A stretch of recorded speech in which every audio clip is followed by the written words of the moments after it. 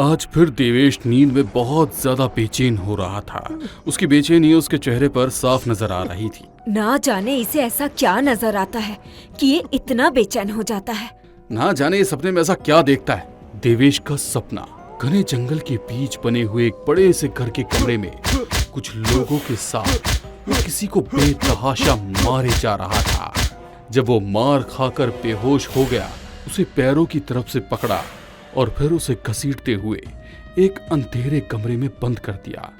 जब उसे होश आया तो वो दरवाजा बजाने लगा, मगर दरवाजा तो नहीं, कमरे की खिड़की खुली और उस खिड़की से भीतर कई सारे छोटे छोटे कीड़े दाखिल हुए।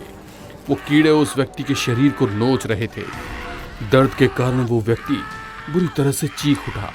तभी अचानक व्यक्ति हवा की तरह उड़कर वहां से गायब हो गया और उसकी जगह देवेश था। वो सारे कीड़े अब देवेश के शरीर पर चल रहे थे। देवेश दर्द से चीख उठा। देवेश को चीखते देख उसकी माँ उसके पास ही उसके सिर पर हाथ रखकर बैठ गई। फिर वही सारा नजारा मेरी आंखों के सामने था। माँ, आखिर रोज रोज मेरे सपने में एक ही चीज क्यों नजर आती है? कई बार ऐसा लगता है कि वो कीड़े सच में मुझे काट रहे हैं। तू धीरे धीरे भूलने की कोशिश कर। सपने में दिखने वाली जगह हकीकत नहीं हो सकती। कैसे भूल जाऊं मैं ये सब कुछ?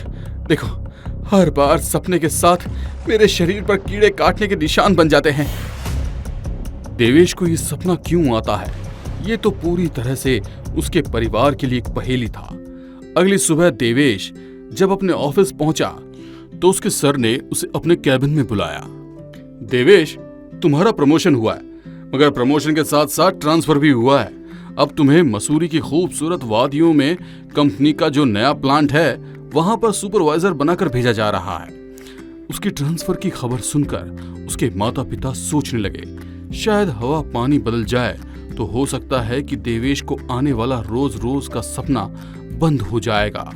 देवेश अपने माता पिता के साथ मसूरी रहने आ गया। एक दो दिन में घर सेट करने के बाद देवेश अपने कलीग के साथ शहर से दूर बनी हुई फैक्ट्री की ओर जाने लगता है।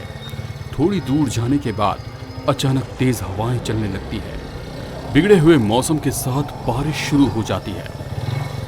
यह हिल स्टेशन है, यहाँ पर कभी भी मौसम बदल जाता है, कभी बारिश तो कभी तेज ठंड। धीरे धीरे आपको इस मौसम की आदत लग जाएगी। दोनों अपनी बाइक पर भीगते हुए आगे बढ़ रहे थे। तभी देवेश की निगाह एक पुराने घर पर जाती है। अरे, इस तरह से भीगने से अच्छा है कि हम लोग उस घर में रुक जाते हैं, बारिश खत्म होते ही आगे चलेंगे। देवेश के कहने पर उसका कलीग उसके साथ उस घर में दाखिल हो गया। पुराना सा घर बिल्कुल वीरान था। दीवारों पर पेड़ उगाए थे, जगह जगह सूखे पत्तों के ढेर लगे थे, बड़े बड़े मकड़ी के जाले।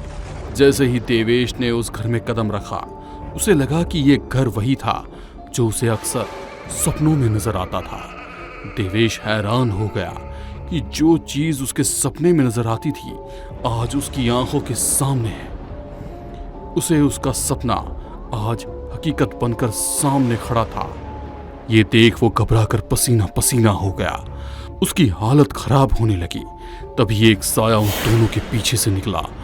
उसके पूरे कपड़े फटे हुए, पूरा शरीर सड़ा हुआ, उस पर ढेर सारे कीड़े चल रहे थे। जगह जगह से खून बह रहा था, कुछ जगह नील के निशान थे, मानो किसी ने उसे बहुत बुरी तरह मारा हो। जैसे ही देवेश की उस पर नजर पड़ी, देवेश डर के कारण बेहोश हो गया। उसकी ये हालत देख उसका साथी परेशान हो गया। वो उसे जैसे तैसे उसके घर ले आया। अब उसे होश आया तो वो अपने घर पर था। माँ, मेरा सपना सच हो गया। हकीकत बनकर मेरी आंखों के सामने आ गया मेरा सपना। ये क्या बोल रहे हो तुम बेटा? माँ, मैं सच कह रहा हूँ, मेरा यकीन करो। देवेश और उसकी माँ दोनों बात कर रहे थे कि उन दोनों के पीछे छत पर वही घर वाला साया लटका हुआ था। माँ जैसे तैसे उसे सुलाकर अपने कमरे में चली गई। अगले दिन सुबह जब वो देवेश को जगाने के लिए उसके कमरे में आई तो डर के कारण उनकी चीख निकल गई। पूरे कमरे में ढेर सारे छोटे छोटे कीड़े चल रहे थे। उनकी चीख सुनकर जैसे ही देवेश की आंखें खुलती है, वो देखता है कि उसके पूरे शरीर से खून निकल रहा है। छोटे छोटे कीड़े उसके शरीर पर रेंग रहे थे। दर्द के कारण उसका भी बुरा हाल हो रहा था। माँ, ये सब क्या है? मेरे साथ ये सब क्या हो रहा है? अभी तक तो सपना आता था, मगर कल वो घर तुम्हारी आंखों के सामने था और आज तुम्हारा सपना हकीकत बनकर तुम्हारे कमरे में।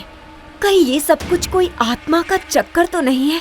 मुझे जल्दी ही किसी जानकार से पता लगाना ही होगा। कहते हुए देवेश की माँ उसे अपने साथ एक मंदिर में ले गई। मंदिर का बुजुर्ग पुजारी उन दोनों को देखकर हैरान था। ठाकुर राम मोहन, तुम लौट कर आ गए।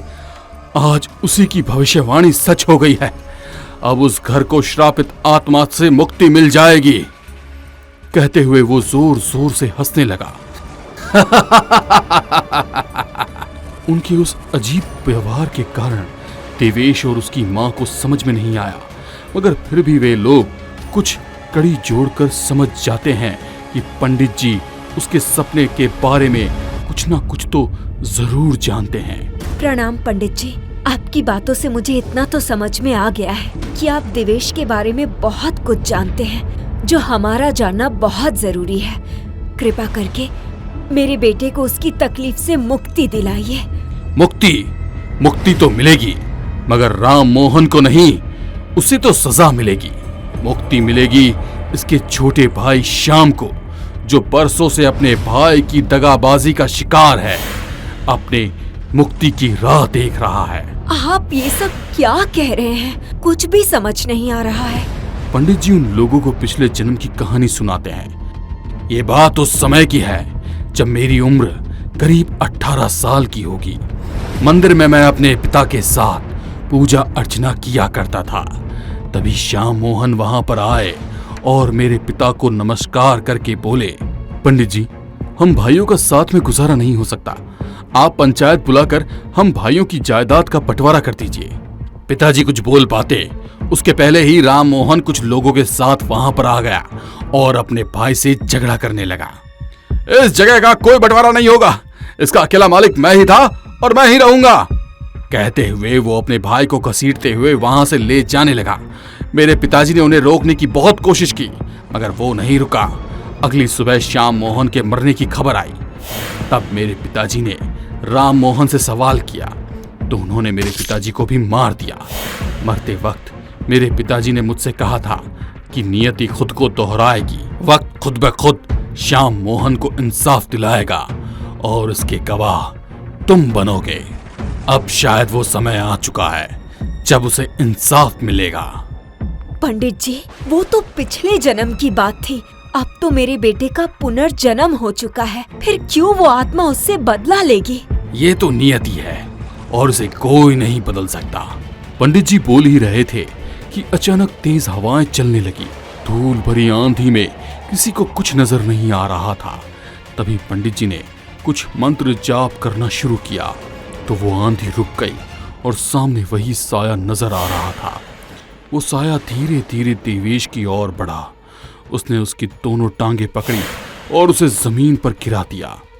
उसे एक हाथ से घसीटते हुए ले जा रहा था और माँ पीछे उसे छुड़ाने के लिए दुहाई दे रही थी। मगर पंडित जी ने कहा, इंसान के बुरे कर्म कई जन्मों तक उसका पीछा नहीं छोड़ते। कभी ना कभी उसे अपने बुरे कर्मों की सजा भुगतनी ही पड़ती है। तुम क्या चाहती हो? जितना तुम्हारा बेटा इस जन्म में परेशान है उतना ही अगले जन्म में भी होगा। जाने दो उसे, दोनों की मुक्ति का समय आ चुका है। कहते हुए पंडित जी ने देवेश की मां को रोक लिया। वो साया देवेश को लेकर उसी घर में पहुंच गया। देवेश को उसने कमरे में बंद किया।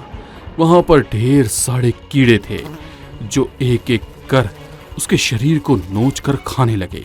जैसे जैसे देवेश का शरीर गल रहा था, उस आत्मा को मुक्ति मिल रही थी। कोई भी बुरा कर्म करने के पहले 10 बार जरूर सोचना चाहिए, कहीं ऐसा ना हो कि उस कर्म की सजा अगले जन्म में भुगतनी पड़े।